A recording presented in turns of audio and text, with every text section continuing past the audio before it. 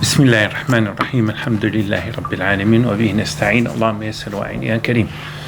محاضرتنا الخامسة اليوم في موضوع أصول الفقه ستتناول الأحكام الشرعية. من المؤكد أنه وقد قدمنا في هذا الباب أنه موضوع أصول الفقه وأهميته وهو متعلق نمط تفكير الإنسان المسلم أو أي إنسان يريد أن يتعامل مع الشريعة أو مع الوحي. فأخذنا التعريف والمفهوم وأخذنا موضوع الحاكم في الدرس الماضي، العقل أم الوحي. طبعا هناك تفاصيل كثيرة في الباب، ولكن نحن أوجزنا بما يليق ومناسبة محاضرتنا هذه. اليوم سنتناول الأحكام الشرعية. عند البدء في موضوع الأحكام الشرعية،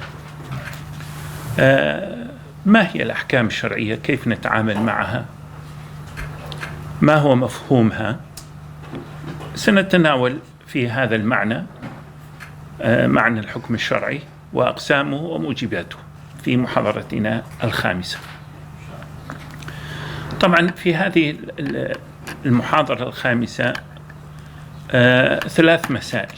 سنتناول مسألتين في المحاضرة هذه الأولى، ثم المحاضرة التي بعدها السادسة نتناول المسألة الثالثة إن شاء الله. معنى الحكم الشرعي. بالتأكيد حين نتناول الحكم نأتي إلى اللغة أولا. الحكم هو المنع، هو الفيصل، هو القضاء، هو الفصل في الموضوع. فنعطي حكم أي نعطي حد معين للمراد والمطلوب في هذا الاتجاه. ومنه قوله تعالى: كتاب أحكمت آياته ثم فصلت. فأحكمت الآيات من حيث الأمر والنهي، وفصلت من حيث ما يترتب على الأمر والنهي من وعد ووعيد. ثواب، الوعد ثواب، والوعيد العقاب. والحكم حين نعرفه بشكل عام نقول هو خطاب الشارع المتعلق بأفعال العباد على الخلاف الموجود بين العلماء الأصول. هناك من يقول أفعال العباد وهناك من يقول أفعال المكلفين، وكلاهما ينظر من زاوية معينة، وصحيح من الزاوية التي ينظر إليها. ولكن الغالب الذي نستعمله في علم أصول الفقه كمحاضرات عامة غير تفصيلية أنه نعرف خطاب الشارع المتعلق بأفعال العباد أولى، لأنه يشمل جميع الناس وليس المكلفين، من ضمنها يشمل الطفل والمجنون وما إلى ذلك، سواء في نفسه أو ماله أو حرمة دمه وعرضه وما إلى ذلك. فالأمر والنهي، الحلال والحرام، الوعد والوعيد، الثواب والعقاب. ثم عرفنا الحكم الشرعي أنه خطاب الشارع المتعلق بأفعال العباد بالاقتضاء أو التخيير أو الوضع. ما معنى ذلك؟ سؤال يرد في الذهن، لأنه حتى يعني دائما التعريف يأخذ المعنى المجمل ثم يأتي إلى التفاصيل. فحين نقول خطاب الشارع، ما المقصود بخطاب الشارع؟ المقصود بخطاب الشارع دلالة النص. يعني فاعلم أنه لا إله إلا الله، هذه دلالة معينة تعطي معنى معين، حد معين، فيصل معين، قضاء معين، حكم مبرم معين، أنه لا إله إلا الله. فاعلم أنه لا إله إلا الله.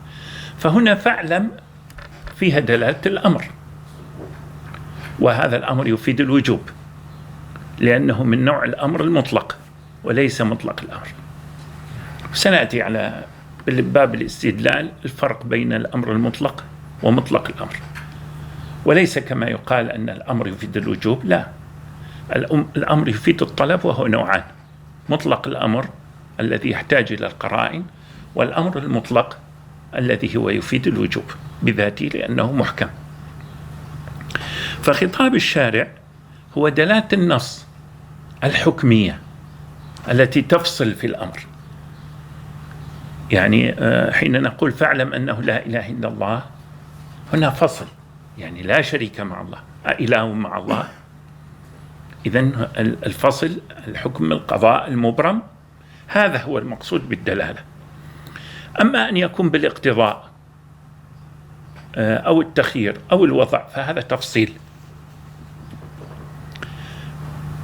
فحين نقول بالاقتضاء أو التخيير أو الوضع، بالاقتضاء أنه طلب فعل أو طلب ترك. التخيير هو بين الأمرين وسنأتي على تفصيله.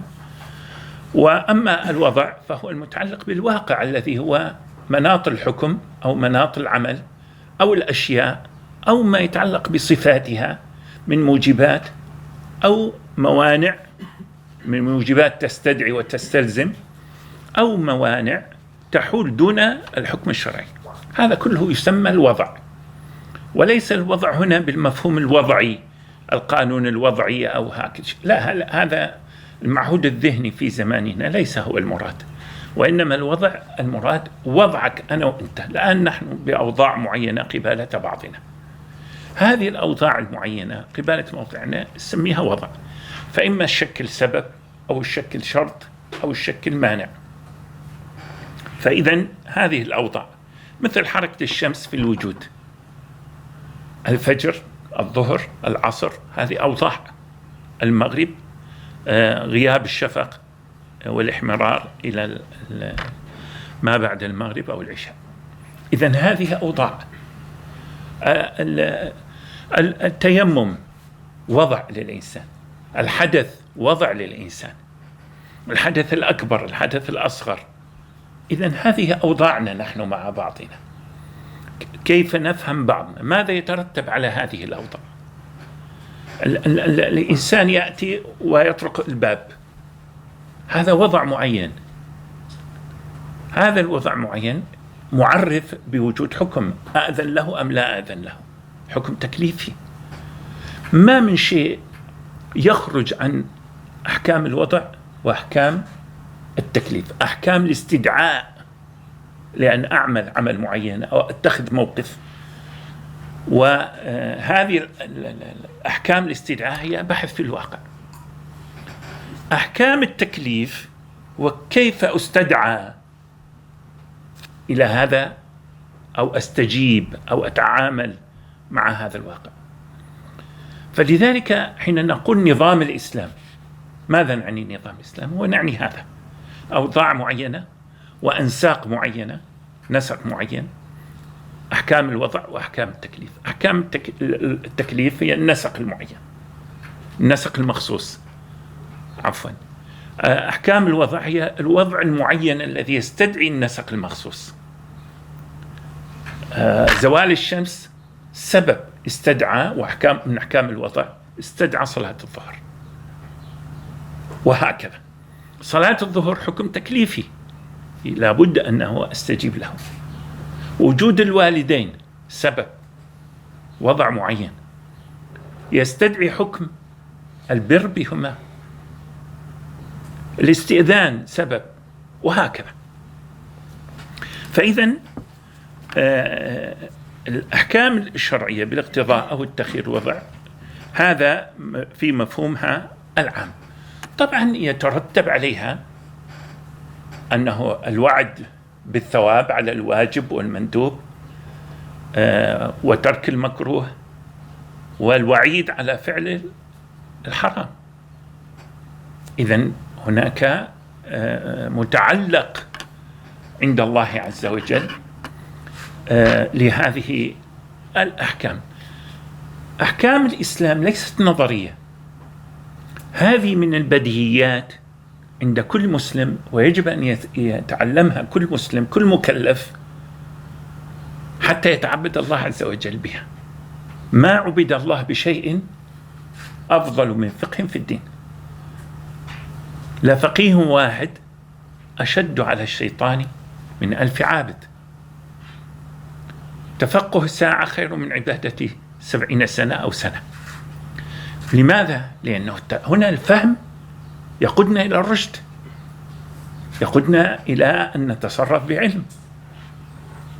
فلذلك معرفة هذه الأحكام والأنساق والأوضاع هي ليست حالة ترفية أو ثقافية أو علمية جميلة فقط. نعم هي فيها جمالية، ولكن أين الفائدة فيها؟ الفائدة فيها متعلقة بما مطلوب عند الله عز وجل، متعلقة بالطاعة والاتباع لرسول الله صلى الله عليه وسلم. لقد كان لكم في رسول الله أسوة حسنة وإن تطيعوه تهتدوا واتبعوه ولعلكم تهتدون. إذن القضية مهمة جدا. نأتي إلى أحكام المرادة بالاقتضاء أو التخيير أو الوضع، أو بأحكام التكليف وأحكام الوضع. من الاستقراء الابتدائي، لأنه في التفصيل هناك أحكام أخرى يعني دقائق يعرفها المتفقهون المتعمقون، سنأتي على ذكرها ولو تلميحا، ولكن مهم أنه من الاستقراء العام حين نتكلم مع المبتدئين مثلا، مع طلاب العلم وأغلبكم مدرسين وما إلى ذلك، ننبه أن الأحكام الشرعية 10، 5 أحكام تكليف، 5 أحكام وضع للتسهيل. أما هو للتفصيل لا، أكو أشياء أكثر، ولكن هذه ضرورية جدا. الأحكام التكليفية 5: الواجب، المندوب، المباح، المكروه، الحرام. إذا قلنا اقتضاء هي الواجب والمندوب والمكروه والحرام. 4 هي أحكام الاقتضاء. التخيير هو رقم 5. فأحكام الاقتضاء والتخيير تسمى أحكام التكليف، أحكام التكليف. حين نأتي إلى أحكام الوضع، أحكام الوضع في حقيقتها 3 أحكام الوضع: السبب، الشرط، المانع، ولكن يترتب عليها وضعا أمور أخرى، يترتب عليها حكم الصحة ويقابله الفساد والبطلان. هذا حكم واحد، وإن كان هو فيه تفصيل، هنا فصلناه نحن في المكتوب، لكن أنا أشرح لإيصال الفكرة. فإذا الرابع هو الصحة، الأصل أن أفعل الصحيح. حين آتي بالحكم الشرعي على زمن ومكان سببه وبشرطه المكمل لمشروطه للسبب وانتفاء الموانع، معناته أن الفعل الذي فعلته وفق الحكم الشرعي هو الصحيح. زين، إذا طرأ عليه خلل ينظر، إذا كان هذا الخلل في ركن من أركانه يبطل. مثل إيش؟ مثل الصلاة، مثال بسيط. إذا الإنسان وهو يصلي حدث كأنفس أو ضرر مثلا، هنا هذا الحدث يخرجه عن الصحة، فلا بد هنا يتعلق به حكم آخر سنأتي على ذكره. فإذا هذا الشرط مهم جدا، وهو شرط الطهارة واستمرار الطهارة فيها يكون بهذا الاتجاه. فإذا كان الخلل ليس على أركانه، يعني كأن يصيب الإنسان رعاف في الصلاة، نزف خشم دم، أنفه خرج منه دم، يذهب ويتوضأ، ولكن وضوءه للصلاة أم وضوء النظافة؟ وضوء النظافة كما يقول الإمام الشافعي في الأم. فهنا القضية لأن الأمر الطارئ، الخلل الذي طرأ ليس على أصله، على ركنه، وإنما في شيء متعلق بالأداء، لأنه لا يصح نزف الدم والبقاء. كمثال أنا أضرب مقرب للصورة، فهنا الخلل لا يبطل الصلاة كلها، وإنما من حيث حصل الرعاف عنده يذهب ويتنظف ويرجع ويكمل. إذن المسألة بهذا الاتجاه. طبعا أنا لا أناقش الخلاف الفقهي هنا، أنا آتي بالمسألة الفقهية للإيضاح وليس للمتبنى. يعني قد يكون واحد من الرأي الموجود مثلا الرعاف ينقض الوضوء مثلا، هناك من قال في هذا، لكن أنا آتي بالمثال لتقريب الصورة. فإذا هنا كل هذه الصحة والفساد والبطلان تعلقت بأداء. هناك عندنا وجه آخر للحكم الشرعي يتعلق بوضعنا في التنفيذ، لأنه قلنا أحكام الوضع متعلقة بالحكم بنفسه، متعلقة بأداء الحكم، متعلقة بالنية، أن هناك العزيمة وهناك الرخصة. فإذا أخذنا الحكم التكليفي بحسب أحكام الوضع بعزم، يعني هذا هو العزم، وإلا هناك استثناءات. يعني مثال، نأتي بمثال حتى تتضح الصورة. الصوم فريضة، المسافر ويصوم أخذ بالعزيمة، ولكن إذا أفطر في السفر الذي هو حوالي 81 كيلومتر مثلا، من زاد عن هذه المسافة دخل في الرخصة. فهنا الحالة ماذا تقتضي؟ رخصة، ولكن هو لم يأخذ بالرخصة، أخذ بالعزيمة. هل عليه شيء؟ لا شيء عليه. إذا أخذ بالرخصة هل عليه شيء؟ لا شيء عليه، بل له حجة في الحديث عن رسول الله صلى الله عليه وسلم: إن الله يحب أن تؤتى رخصه كما يحب أن تؤتى عزائمه. الحديث على ألفاظه، ولكن لفت النظر. يعني مثال آخر في الصوم، دخل رجل إلى رسول الله صلى الله عليه وسلم قال: يا رسول الله، أقبل وأنا صائم؟ قال: لا. دخل آخر قال: أقبل يا رسول الله وأنا صائم؟ قال: نعم.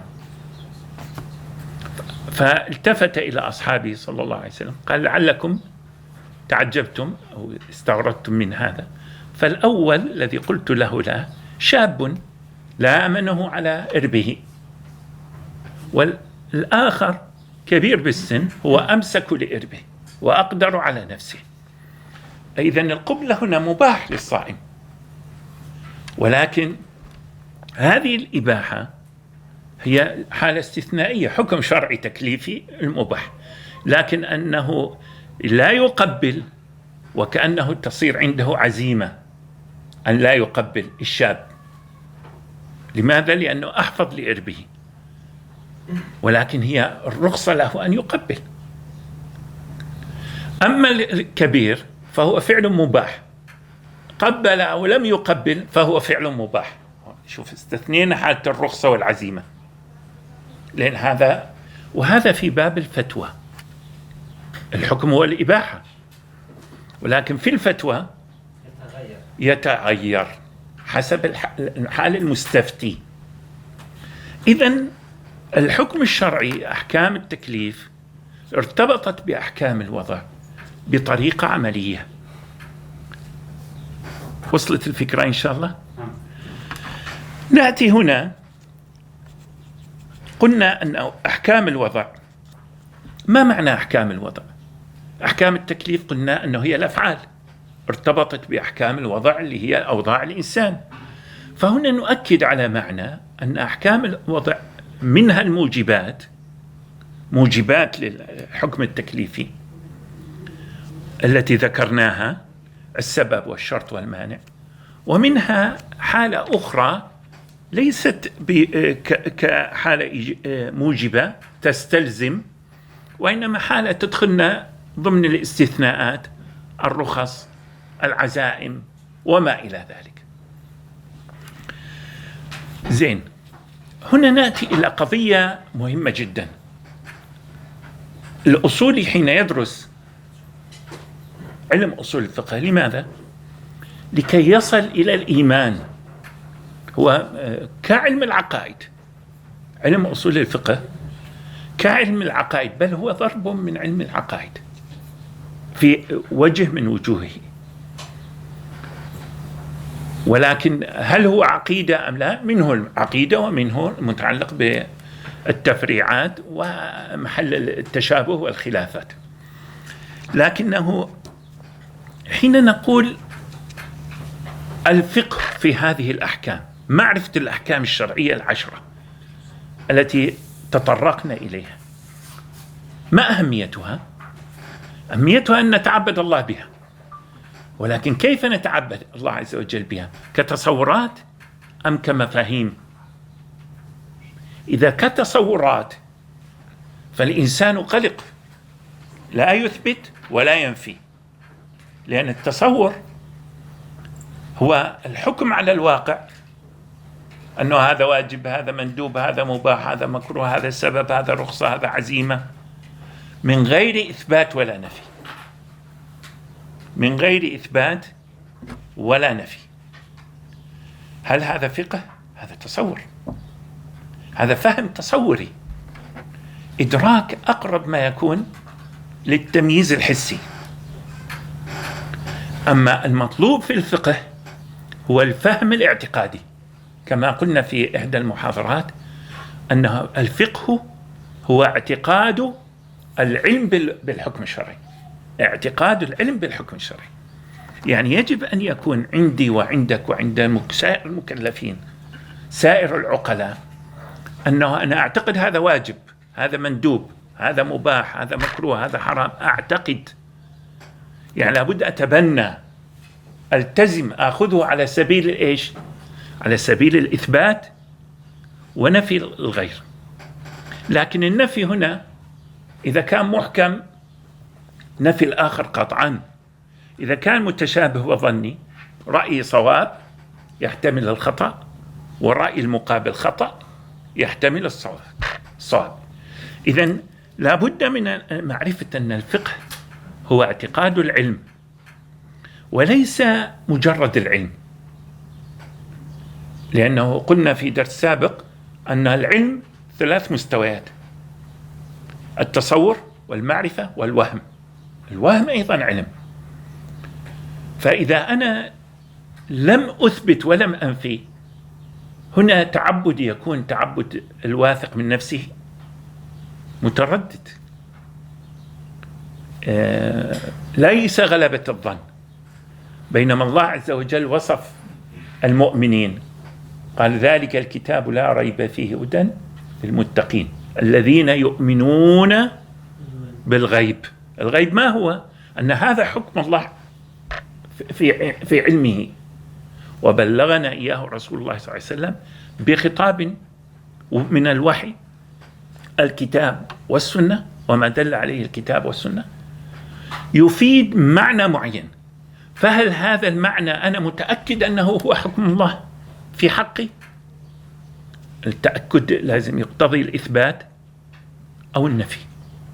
إذا لم يكن إثبات أو نفي للحكم يكون تصور، لا يكون فهم، يعني ممكن يشككني آخر فيه. وهذا في حال المستدل سنأتي إلى تفصيل فيه أكثر. لذلك الفقه بالأحكام الشرعية العشرة يجب يكون اعتقاد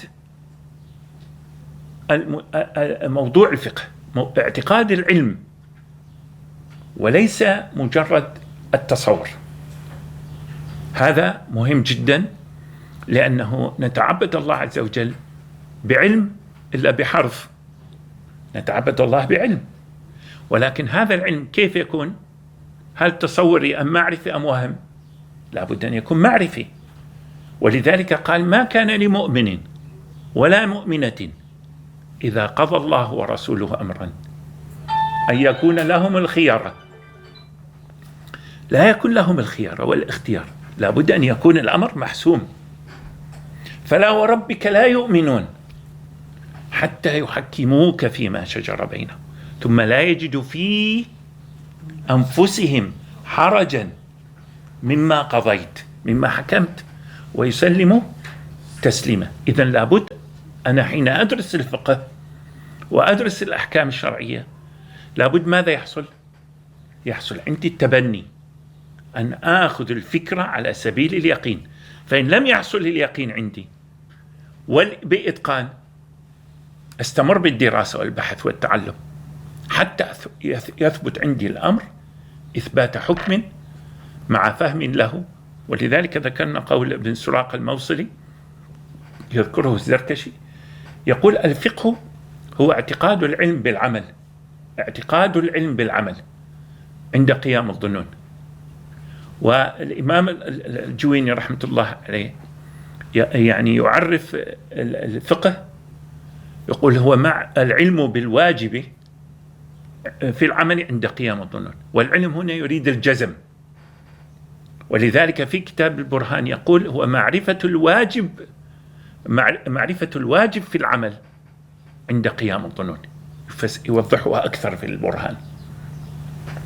فإذا حين نقول الفقه هنا بالأحكام العشرة فهذا معناه، فيأتي على معنى التصديق والتسليم، فيكون الفقه بهذا الاتجاه. الآن نأتي إلى معرفة أقسام الحكم التكليفي. الحكم التكليفي قلنا هو خطاب الشارع المتعلق بطلب الفعل أو الترك أو التخيير بين الفعل والترك، فيكون الطلب جازما أو لا يكون. فإذا كان جازما له معنى، وإذا لم يكن جازما ليس همل، وإنما له معنى آخر.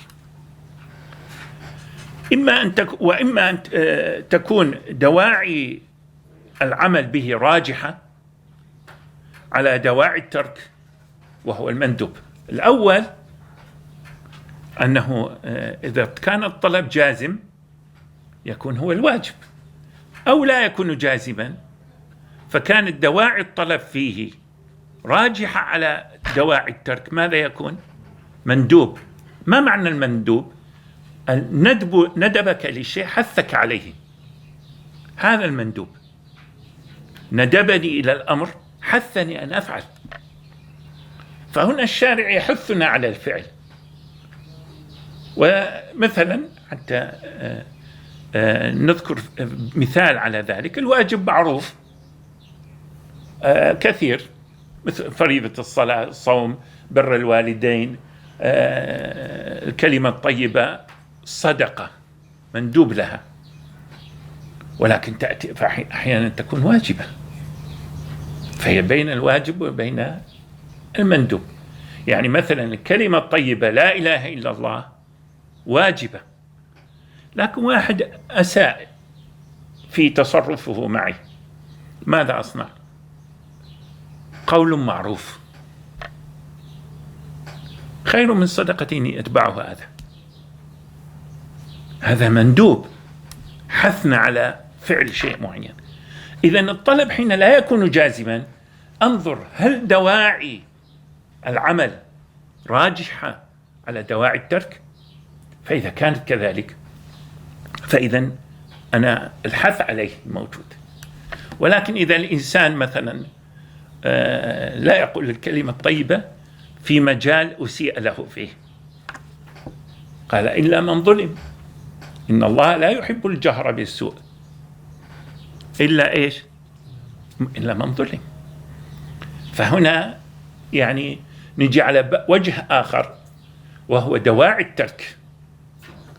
فهنا دواعي الترك أنه أنت مظلوم، ولكن إن تترك الكلمة الفاجرة هذا خير لك، ولكن هذا إن فعلت ففعلت مكروها، والمندوب لا يقابله المكروه، يعني قد يتوهم البعض، وهذا فيه تفاصيل. المهم أو تكون الدواعي متساوية في طرفيه وهو الإباحة، مثل قوله صلى الله عليه وسلم: كنت نهيتكم عن زيارة القبور ألا فزوروها. هنا تساوي بين النهي والزيارة، التساوي بين الأمرين على الخلاف الموجود. أنا قلت أنا في أصول الفقه أذكر المسائل الفقهية للمثال وليس للتقرير. فحين ننظر للحكم الشرعي مثلا الواجب بدراسة الفقه، أغلب الأحكام هي يعني أوسع باب من الأحكام الشرعية والإباحة. ولذلك الإمام الشاطبي رحمة الله عليه في كتاب الموافقات بعد أن ينتهي من المقدمات يبدأ بوجوه المباح. أكثر شيء هو المباح، يعني ما شريعة كما يشدد البعض كل شيء حرام، كل شيء نجهله حرام، ليس هكذا. ولا هو بأنه هذا مباح تسهيل، لا إفراط ولا تفريط، وإنما لابد من تقرير الحكم الشرعي بقوة الدليل بالبحث والاستقصاء وما إلى ذلك. فحين نقول الواجب الذي هو حكم تكليفي فهو باعتبارات ثلاثة: باعتبار الفاعل الإنسان المكلف، باعتبار المفعول وهو الفعل مناط الحكم، باعتبار المفعول وهو مناط الحكم، وباعتبار الفعل وهو التقصد، تحقق القصد فيه مما يجعله عملا. فهنا العمل، حين نقف عند مفهوم العمل، ما هو العمل؟ العمل هو الفعل، ولكن والصنعة هي الفعل، ولكن العمل هو الفعل المقصود. العمل هو الفعل المقصود. فإذا كان الفعل غير مقصودا حتى وإن كان مما يمدح عليه الإنسان فهو غير ممدوح عند الله عز وجل. نسميه كما أخذنا في الدرس السابق الساهي، لا يستحضر قيمة العمل بقصد الفعل على وفق مراد الشارع. ولذلك حين نعرف الاتباع مثلا سنأتي عليه، يقول أنت الاتباع أن تأتمر بأوامر الله وتنتهي عما نهى، تأتمر بأوامر الله وتتأسى بفعل رسول الله صلى الله عليه وسلم، أو تمتثل لتركه. هذا الاتباع. حين نقول التأسي، قل أن تأتي بالفعل بمثله على وجهه لأجل فعله، يعني هذا تحقق المفهوم. فحين نريد أن نحن مكلفون وأن نطبق الأحكام الشرعية فلا بد من الانتباه على المعاني. ما عبد الله جاهل. الجاهل لا يعبد الله إلا إذا كان مقلدا لفقيه، الذين لا يشقى معهم جليسهم. مع المؤمنين لا يشقى الجليس، لأنه المفهوم عند المؤمنين واضح ودقيق، فالجليس معهم بنيتهم بمفهومهم يأخذ معهم، فهنا له الأجر، ولكن ليس هو القياس. القياس المؤمن الفقيه المتفقه في الدين المتفهم المثقف كما نسميه الآن في أقل تقدير، المثقف الذي هو يفهم هذه الأمور. فالواجب إذن بهذه الاعتبارات، ويعني فيها تفاصيل أنا مذكورة في المكتوب، لا أظن يعني غامضة، وإنما أشرت بهذا المناخ الذي تكلمت، لأن المحاضرة خلصت تقريبا 40 دقيقة صارنا. فبهذا المفهوم الذي تكلمت فيه ممكن أن يفهم الباقي. وإذا أكو سؤال أحب أسمع منكم، طبعا لأنه الكلام إذا أشرحه أكثر يطول أكثر من ساعة بعد، ولكن يكفي هكذا. أرجو أني أوصلت الفكرة.